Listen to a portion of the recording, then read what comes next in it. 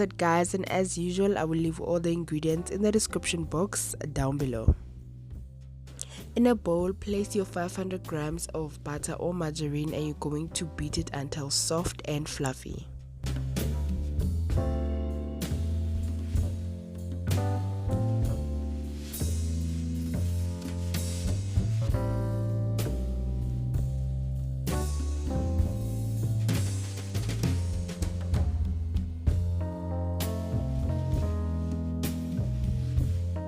You know your butter or margarine is coming together when you see it slightly change color. Now I'm going to add my oil and vanilla essence and I'm going to continue to beat to incorporate.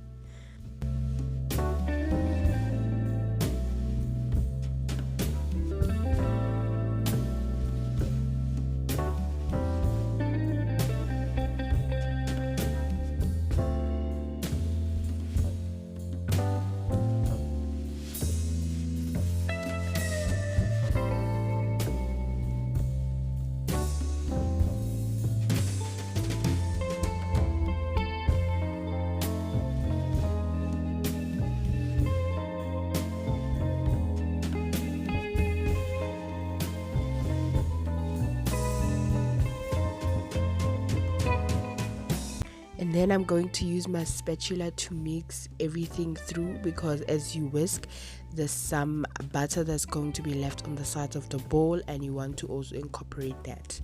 The difference is that you can see the butter on the sides of the bowl will remain with the deep yellow color, and the one that's been beating, it is now pale.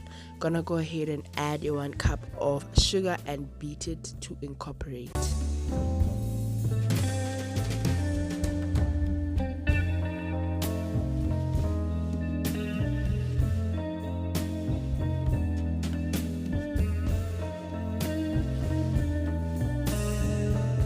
Once again, I'm gonna go over with my hand spatula. You want to keep doing this so that you make sure all and everything is mixed through.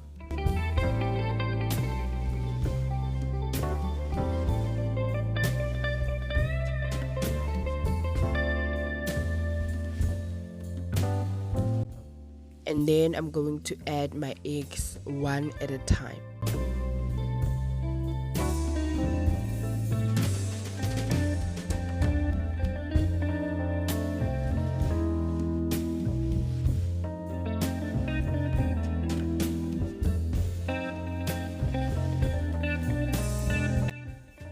Then mix it one more time with the spatula. You want to have a very light and airy batter at this point.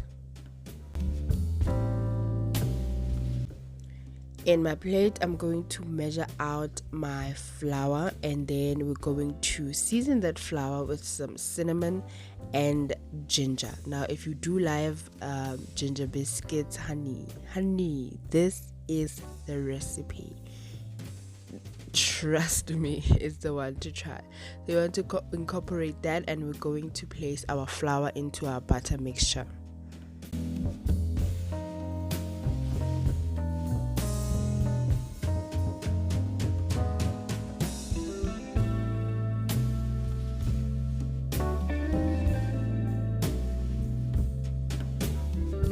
Then you're going to cut and fold the flour into the butter to incorporate. You just want to be gentle when mixing.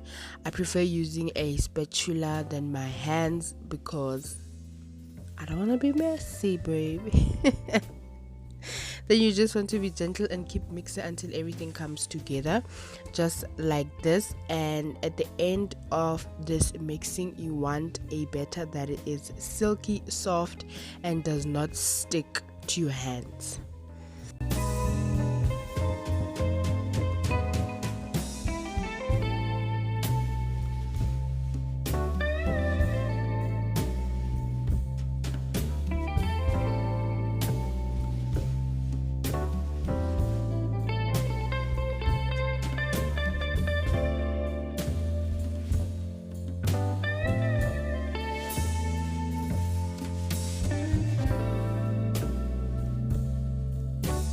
And then I'm going to prepare my baking pan with some baking paper. On the corners of the baking pan, I am going to smear a little bit of the batter, but this time I used the batter when it was still wet, so you want to use it once everything comes together so that it has a better grip.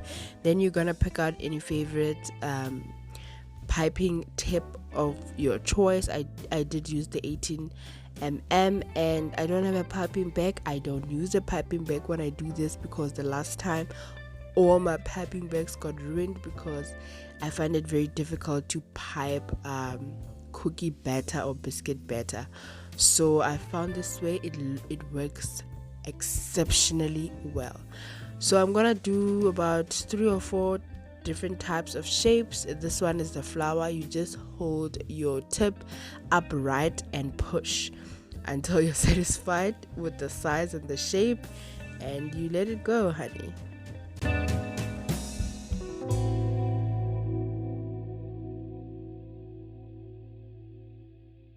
And then the next one, you basically place your tip touching the bottom of the pan at an angle, and you basically push, so you allow the pressure to move your hand backwards.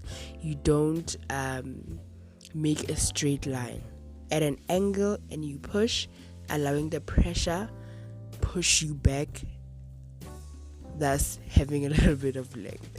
Then this one was just a swirl that I just made. If you want to make the round one, it's absolutely optional as well, so you just make a mini zigzag.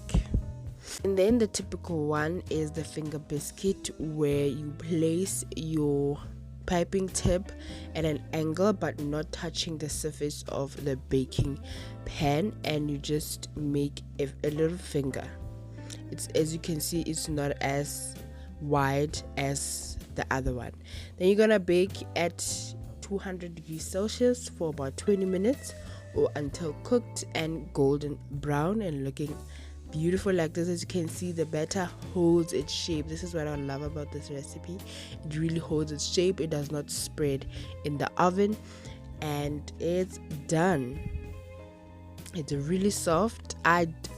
Typically people will make like a sugar coating for the ginger biscuits. I really don't like that because I find it makes them very hard on the outside. So I like them crunchy and still, soft, like soft honey.